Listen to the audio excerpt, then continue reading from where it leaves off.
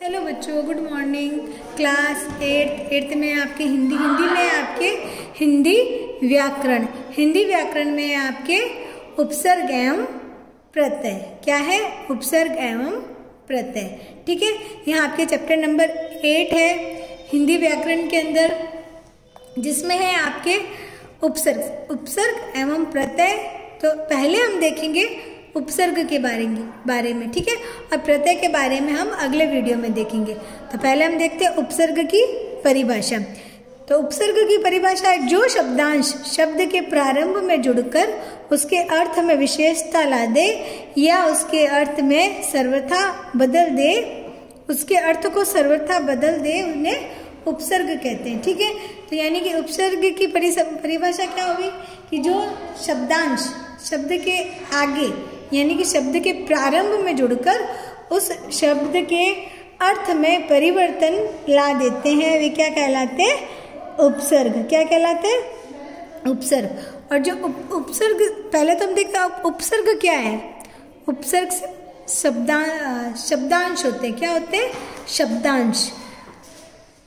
उपसर्ग ये क्या होते हैं? शब्दांश। ठीक है, यहाँ पे आपके दे रखा है। तो शब्दांश क्या होता है? यानी कि शब्द का अंश होता है, वहां पूरा शब्द नहीं होता है, सिर्फ शब्द का अंश होता है उपसर्ग।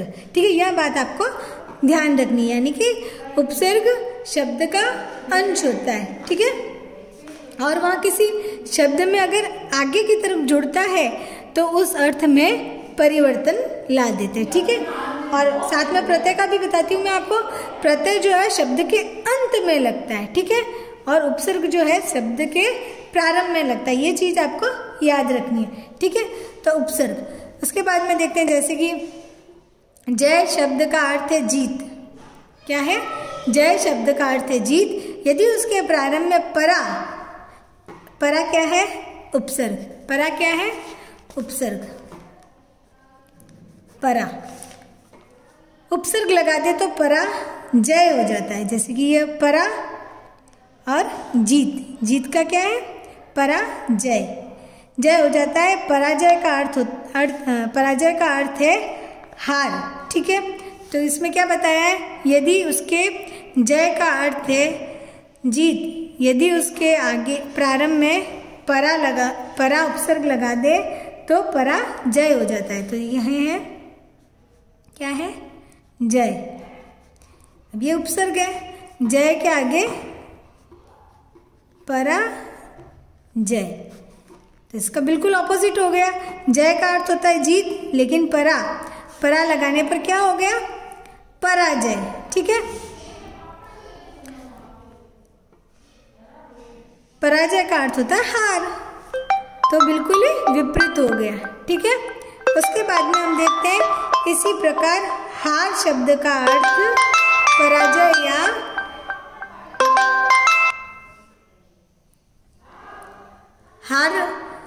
इसी प्रकार हार शब्द का अर्थ पराजय या माला दोनों है, किंतु इससे पहले प्र, आ, वी आदि उपसर्ग लगा दिए जाए तो अर्थ बदल जाता है।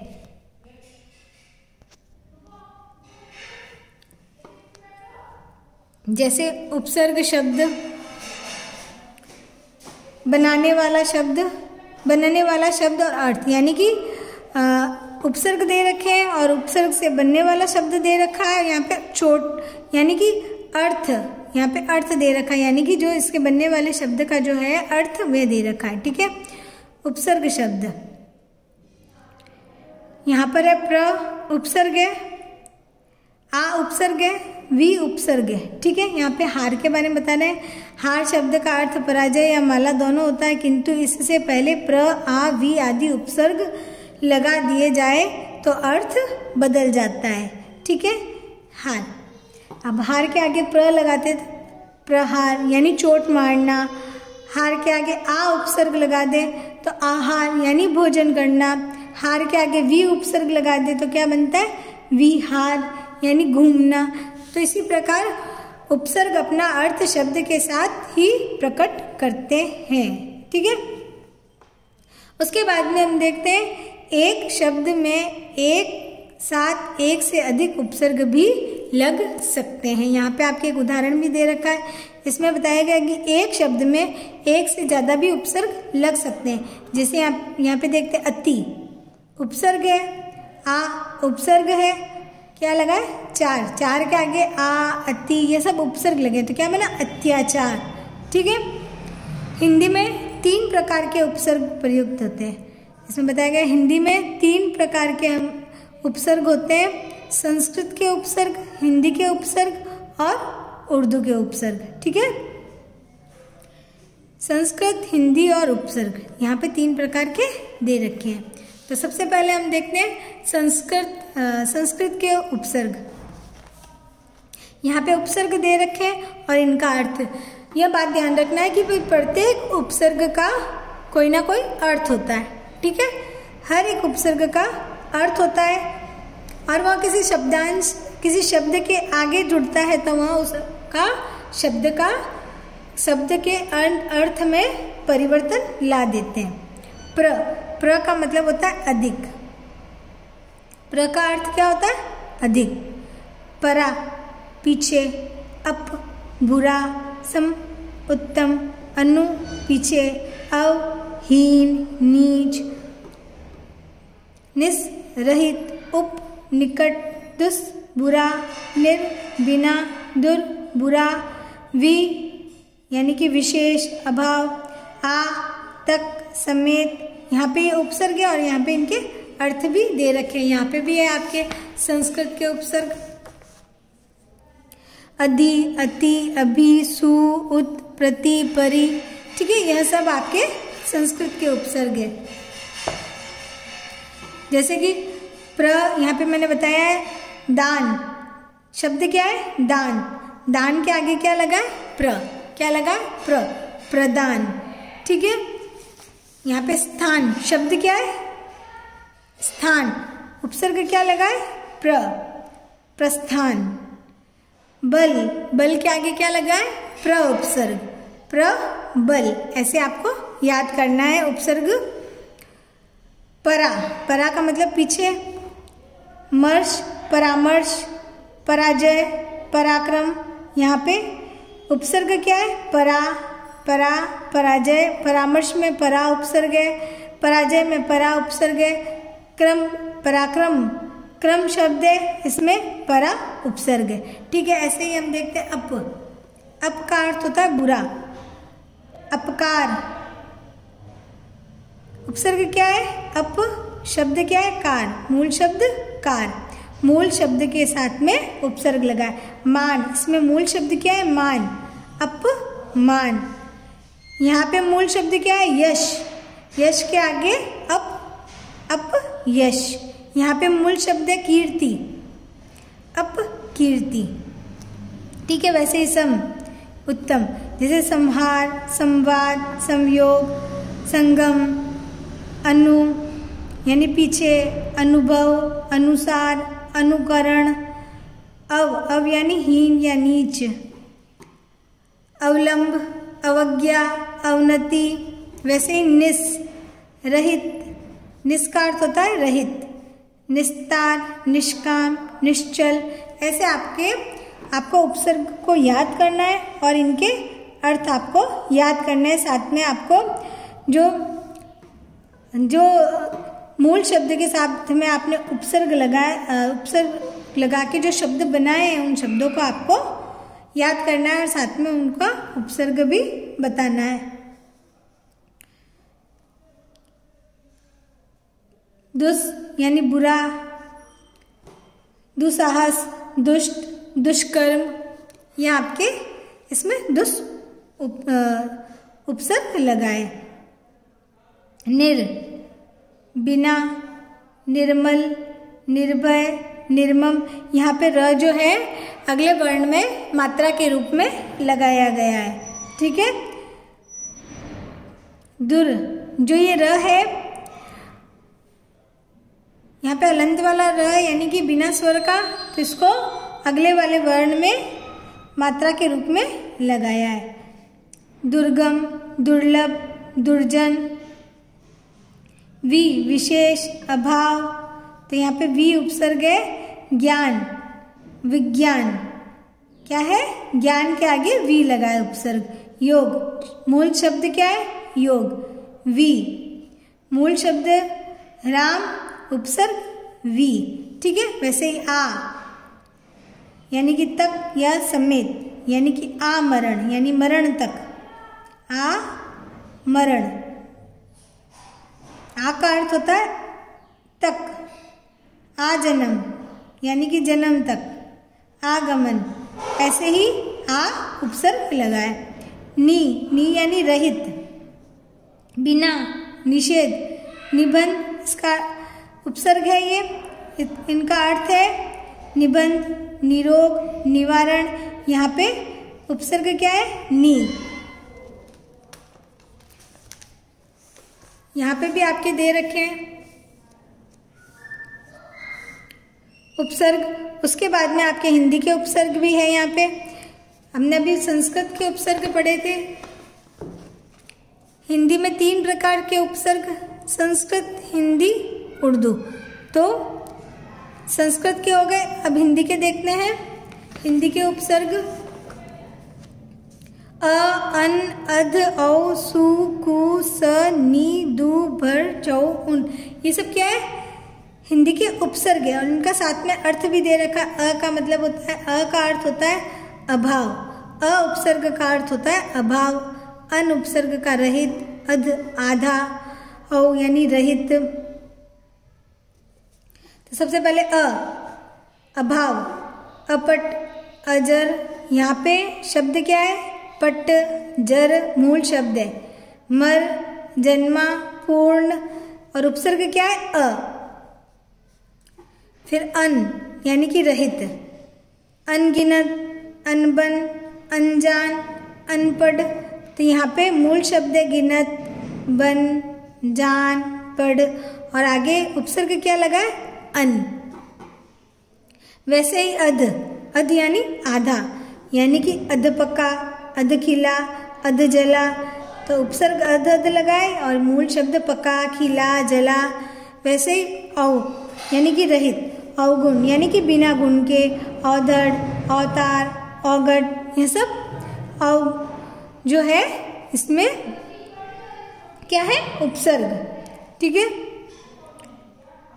सु यानी अच्छा, सुअवसर, सुपुत्र, सुडौल, सुजान, सुदूर, ठीक है। यहाँ आपको आते ही है। कु यानी बुरा, कुमार्ग, कुपुत्र, कुकर्म, कुचाल, ये आपके क्या है उपसर्ग। और यहाँ पे मूल शब्द, ठीक है। उपसर्ग जो है शब्द के आगे की तरफ लगते हैं, ठीक है। यह बात आपको याद रखनी है। फिर है स का साथ, स का अर्थ होता है साथ, सबल, सजल, सरस, स्वसर। यहाँ पे स क्या है उपसर्ग, और मूल शब्द क्या है बल, जल, रस, स्वर। वैसे ही नी यानी कि रहित, निकम्मा, निठला, निपूत, निहत्या, ठीक है। यहाँ पे नी उपसर्ग है और मूल शब्द। फिर दु यानी बुरा, भर यानी पूरा, चौ यानी 4, उन यानी एकम, एक कम, ठीक है। यहाँ पे देखते हैं दु यानी बुरा, दुरंगा, दुबला, दुलार, दुपांत। तो यहाँ पे दु उपसर्ग लगा है। उसके बाद में है भर यानी पूरा, भरपेट, भरपूर, भरपाई, भरसक। तो यहाँ पे भर क्या है उपसर्ग है, और मूल शब्द पेट, पूर, पाई, सक, ठीक है। उसके बाद में चौ यानी 4, चौराहा, चौमासा, चौपाया और चौपट, ठीक है। आपने भी सुना होगा जहाँ 4 रास्ते होते हैं, चौराहा यानी 4 रास्तों वाला, 4 महीने चौमासा, ऐसे ही बोला जाता है। 4 पैरों वाला चौपाया। उन यानी एक कम, उन का अर्थ होता है, हिंदी के उपसर्ग में उन का अर्थ होता है एक कम, यानी कि 19, 29, 49, ठीक है, यानी कि एक कम। आपको भी समझ में आ गया होगा उदाहरण से देख के। फिर है उर्दू के उपसर्ग, ब, बद, बे, कम, हम, हर, गैर, खुश, ना, ला, दर, सर, बा। तो यह सब आपको उपसर्ग याद करने और इनके अर्थ भी जो है, ब का अर्थ है साथ, बद का बुरा, बे का रहित, कम का थोड़ा, हम का साथ, हर प्रति, गैर निषेध, खुश अच्छा, ना निषेध, ला रहित, दर में। ऐसे आपको याद करने और साथ में इनके शब्द भी बनाने, यानी कि ब उपसर्ग लगाकर 3 नए शब्द बनाए, ऐसे भी आपके प्रश्न आ सकते हैं। और या फिर आपके शब्द दे दिए जाते हैं और ब उपसर्ग से नया शब्द बनाइए, वैसे भी दिया जाता है। बनास, बदौलत, बकलम, बद यानी बुरा, बदसूरत, बदनाम, बदचलन। यहाँ पे क्या है, मूल शब्द सूरत, नाम, चलन, यह है मूल शब्द और उपसर्ग क्या लगा है, बद। फिर है बे, बे का अर्थ होता है रहित, बेफिक्र, बेहाल, बेकार, बेमेल। तो यहाँ पे बे उपसर्ग है और मूल शब्द फिक्र, हाल, कार, मेल। फिर कम, कम यानी थोड़ा, कमज़ोर, कम उम्र, कम अकल। तो यह आपको उपसर्ग लगाकर नए शब्द बनाने होते हैं, या फिर आपको शब्द दे दिए जाते हैं और कहा जाता है कि भाई उपसर्ग लगाकर नया शब्द बनाइए, या उपसर्ग दे दिए जाते हैं और कहा जाता है कि भाई इन उपसर्गों से नए शब्द बनाइए। जैसे कि बे उपसर्ग आपको दे दिया जाता है और बे उपसर्ग से नए शब्द बनाइए। गैर, निषेध, हर प्रति यानी हर रोज, हर एक, हर चीज, ऐसे ही आपके यह उपसर्ग है जो आपको याद करने। नापाक, नाचीज, नापसंद, यहाँ पे ला उपसर्ग लगाए, लाजवाब, लाइलाज, लाचार। यहाँ पे दर उपसर्ग है, दरअसल, दरबदर, दरकिनार। यहाँ पे सर उपसर्ग है, सरकार, सरदार। यहाँ पे बा उपसर्ग है, बा का अर्थ होता है अनुसार, बा मुलायजा, बाकायदा, बा इज्जत, ठीक है, यानी कि इज्जत के अनुसार। ऐसे ही जो अलग अर्थ यानी कि अलग अर्थ निकलते हैं। उपसर्ग अगर लगा दिए जाते हैं शब्द में तो शब्द का अर्थ बदल जाता है। जैसे कि यहाँ पे उदाहरण है, पुत्र, तो कु लगाया तो बुरा कुपुत्र, कुकर्म, कुचाल। तो वैसे ही उपसर्ग से शब्द के अर्थ में परिवर्तन आ जाता है। यह बात आपको याद रखनी है और साथ में उपसर्ग के प्रकार और उपसर्ग भी और उपसर्ग के अर्थ भी आपको याद करने हैं। फिर है उसके बाद में 3 प्रकार के उपसर्ग देखे। उसके बाद में आपके उपसर्ग की तरह प्रयुक्त होने वाले संस्कृत के अवयव। कुछ संस्कृत के अवयव जो होते हैं जो उपसर्ग की तरह ही यूज में प्रयुक्त किए जाते हैं। जैसे अन, सत, अध, पीछे भी आपके दे रखे हैं। चिर, अविह, अल्लम, प्रादुर, यानी कि यह अवयव है जो कि संस्कृत के अवयव है और उपसर्ग की तरह प्रयुक्त किए जाते हैं। अन का अर्थ होता है निषेध, यानी कि अनंत, अनादि। यहाँ पे अन उपसर्ग लगाए। सत यानी अच्छा, सत्कार, सत्संग, सतनाम। अध यानी नीचे, अधोगति, अधोमुख। ठीक है, आज इतना ही, बाकी हम अगले वीडियो में पढ़ेंगे प्रत्यय। तो उपसर्ग आपको उपसर्ग याद करने हैं, उपसर्ग की परिभाषा याद करनी है, उपसर्ग के प्रकार याद करने। 3 प्रकार के उपसर्ग है जो आपको याद करने और साथ में उनके अर्थ भी आपको देखने। ठीक है, थैंक यू बच्चों।